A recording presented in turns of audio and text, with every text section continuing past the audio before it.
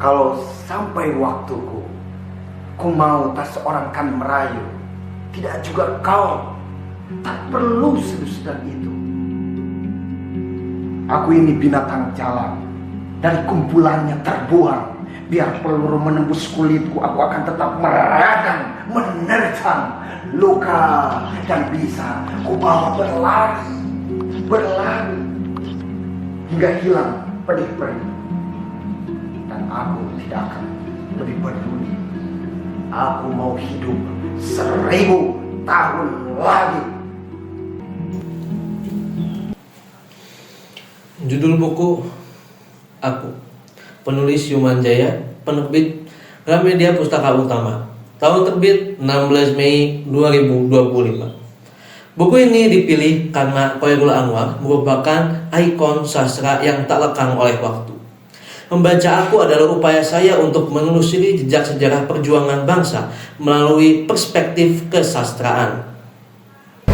Buku ini tidak hanya menceritakan perjalanan masa mudanya Chairil yang penuh kegelisahan hingga menjadi tokoh penting tahun 45, tetapi bagaimana juga pengalaman hidupnya dapat membentuk puisi-puisinya. Dari bukunya, kita itu diajak bagaimana melihat bahwasannya karya-karya Chairil itu lahir dari pergulatan perasaan, keberaniannya dalam menentang keadaan, serta juga usahanya dalam memahami dirinya sendiri. Sehingga buku ini menjelaskan bahwa perkembangan Chairil sebagai seorang penyair itu sangat dipengaruhi oleh situasi sosial dan perkembangan sejarah. Suasana pada Batavia saat pendudukan Jepang, perubahan budaya, serta pertemanan lingkungannya dengan para seniman memberikan warna pada cara pandangnya.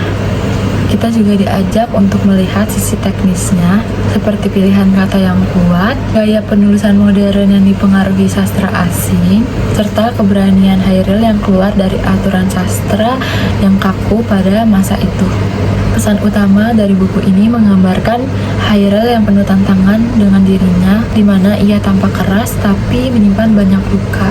Ia terlihat bebas, tetapi ia juga peduli dengan kondisi bangsa kita. Perpaduan sifat-sifat tersebutlah yang membuat puisinya itu hidup serta sangat personal.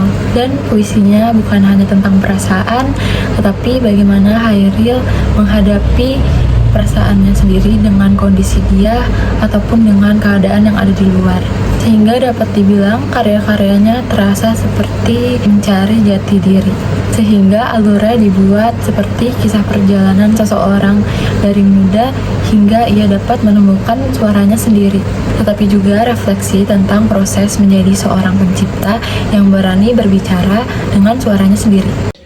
Menurut kami, yang paling menginspirasikan dari buku Aku Khairul Anwar ini adalah dia mempunyai tekad untuk sepenuhnya hidup, dan ada ungkapan, aku ingin hidup 1000 tahun lagi.